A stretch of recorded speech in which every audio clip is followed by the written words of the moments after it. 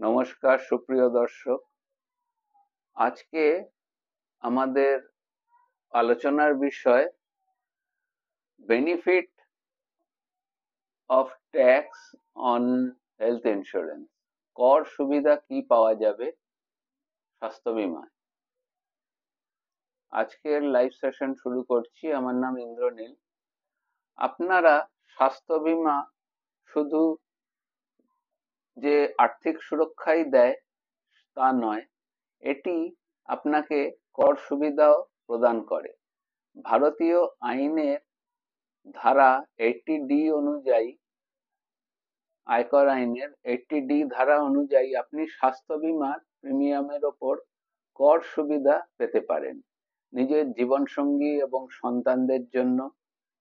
যদি আপনার নিজের ও পরিবারের জন্য স্বাস্থ্য বীমা নিয়ে থাকেন, তাহলে 25,000 পর্যন্ত কর ছাড় পেতে পারেন। বৃদ্ধ বাবা মায়ের জন্য, যদি আপনার বাবা মায়ের বয়স 60 বছরের বেশি হয়, তাহলে তাদের স্বাস্থ্য বীমার জন্য অতিরিক্ত 50,000 পর্যন্ত আপনি ছাড় পেতে পারেন। প্রিভেন্টিভ হেলথ চেক আপ, যেটি আপনি বছরে 5,000 পর্যন্ত স্বাস্থ্য পরীক্ষার ওপর খরচের ওপর কর ছাড় পেতে পারেন। সঠিক পরিকল্পনা করলে স্বাস্থ্য বীমা আপনার কর সঞ্চয়ের সাহায্য করতে পারে। বিস্তারিত জানতে অবশ্যই আপনাদের পরিচিত বা কোনো আর্থিক সলাহকার বা অ্যাডভাইজারির সাথে যোগাযোগ করতে পারেন। আজকের আলোচনায় আমরা কিভাবে বীমার মাধ্যমে, স্বাস্থ্য বীমার মাধ্যমে কর সঞ্চয় করতে পারি সেটি নিয়ে আলোচনা করা যাক। স্বাস্থ্য বীমা কেবলমাত্র মেডিকেল এমার্জেন্সির সময় সাহায্য করে না, এটি আপনার কর সঞ্চয়েরও একটি গুরুত্বপূর্ণ উপায়। ভারতীয় আয়কর আইনের 80D ধারা অনুযায়ী স্বাস্থ্য বীমার প্রিমিয়ামের ওপর আপনি কর ছাড় পেতে পারেন। নিজের জীবনসঙ্গী সন্তানের জন্য কর ছাড় পেতে পারেন। আপনি নিজের জীবনসঙ্গী ও নির্ভরশীল সন্তানদের জন্য স্বাস্থ্য বীমা প্রিমিয়াম প্রদান করেন, সেখান থেকে 25,000 পর্যন্ত কর ছাড় পাওয়া যায়। বৃদ্ধ বাবা মায়ের জন্য অতিরিক্ত কর ছাড়, যদি বাবা মায়ের বয়স 60 ঊর্ধ্ব হন, তাহলে প্রিমিয়ামের ওপর 25,000 পর্যন্ত পেতে পারেন। যদি বাবা মায়ের বয়স 60 বছরের বেশি হন, ভুল বললাম, 60 বছরের মধ্যে হলে আপনি এক্সট্রা 25,000 পাবেন, আর 25,000 পর্যন্ত পাবেন। আর 60 বছরের বেশি যদি হয় তাদের বয়স, তাহলে কর ছাড়ের পরিমাণ বেড়ে 50,000 পর্যন্ত হতে পারে। সর্বোচ্চ কর ছাড়, যদি আপনি এবং আপনার বাবা মায়ের উভয়ের জন্য স্বাস্থ্য বীমা নিয়ে থাকেন, তাহলে আপনি মোট 75,000 পাবেন যদি আপনার বাবা মায়ের বয়স 60 ঊর্ধ্ব হয়, মানে 60+ যদি তাদের বয়স হয়।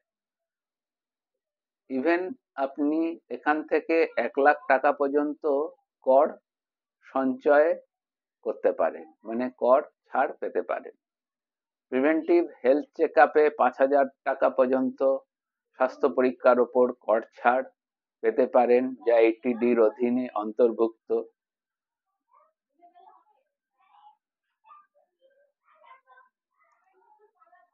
তাছাড়া অন্যান্য কি কি কর ছাড় আছে সেগুলো নিয়ে আসুন আলোচনা করা যাক একটু বিস্তারিতভাবে। নিজের এবং নিজের জীবনসঙ্গী সন্তানের জন্য এটি আগেই বললাম 25,000 পর্যন্ত। 60 বছরের কম বয়সী বাবা মায়ের জন্য 25,000 পর্যন্ত। 60 বছরের বেশি বাবা মায়ের জন্য 50,000 পর্যন্ত। সর্বোচ্চ কর ছাড় 1 লাখ যদি বাবা মা সিনিয়র সিটিজেন হন। আর প্রিভেন্টিভ হেলথ চেক আপের জন্য 5,000 পর্যন্ত অতিরিক্ত কর ছাড় পেতে পারেন। অন্যান্য কর ছাড় যেগুলি আছে, ধরুন 80D অনুযায়ী শারীরিক প্রতিবন্ধী নির্ভরশীল চিকিৎসার ক্ষেত্রে খরচের জন্য 75,000 থেকে 1,25,000 পর্যন্ত আপনি ছাড় পেতে পারেন। ধারা 80 ডিডিবি নির্দিষ্ট গুরুতর রোগের চিকিৎসার জন্য 40,000 থেকে 1 লাখ পর্যন্ত আপনি কর ছাড় পাওয়া সম্ভব। সঠিক পরিকল্পনার মাধ্যমে স্বাস্থ্য বীমা এবং অন্যান্য কর সুবিধা করে আপনার কর সঞ্চয় করতে পারেন, তাহলে আরো বিস্তারিত জানতে আমাদের সঙ্গে যোগাযোগ করতে পারেন। কর সঞ্চয়ের সর্বোত্তম কৌশল।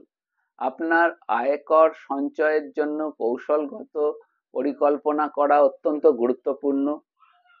কিছু সেরা উপায় আমি বলে দিচ্ছি, যেগুলির মাধ্যমে আপনি সাহায্য এবং কর সুবিধা পেতে পারেন। স্বাস্থ্য বীমা কর ছাড় ধারা 80D তে নিজস্ব এবং নিজস্ব পরিবারের জন্য স্বাস্থ্য বীমা প্রিমিয়ামে 5,000 পর্যন্ত, 60 বছরের বেশি বয়সী বাবা মায়ের জন্য 50,000 পর্যন্ত অতিরিক্ত কর ছাড়, প্রিভেন্টিভ হেলথ চেক আপের জন্য 5,000 পর্যন্ত কর ছাড়। জীবন বীমা প্রিমিয়ামের ধারা 80C অনুযায়ী টার্ম ইন্স্যুরেন্স বা অন্যান্য জীবন বীমা প্রিমিয়ামে 1.5 লাখ টাকা পর্যন্ত কর ছাড় পাওয়া যায়। ইপিএফ, পিপিএফ এবং এনপিএস এর বিনিয়োগের মাধ্যমে আপনি কর্মচারী ভবিষ্যৎ তহবিল, যেটা EPF, public provident fund, PPF বিনিয়োগ করে 80Cর অধীনে আপনি কর ছাড় পেতে পারেন। ভারতীয় পেনশন স্কিম এনপিএস এ অতিরিক্ত 50,000 পর্যন্ত ছাড় পাওয়া যায় 80CCD/1B তে। গৃহ ঋণের সুদের ওপর আপনি ধারা 24B তে কর সুবিধা পেতে পারেন। হোম লোনের সুদ পরিশোধের ওপর 2 লাখ পর্যন্ত কর ছাড় পাওয়া যায়।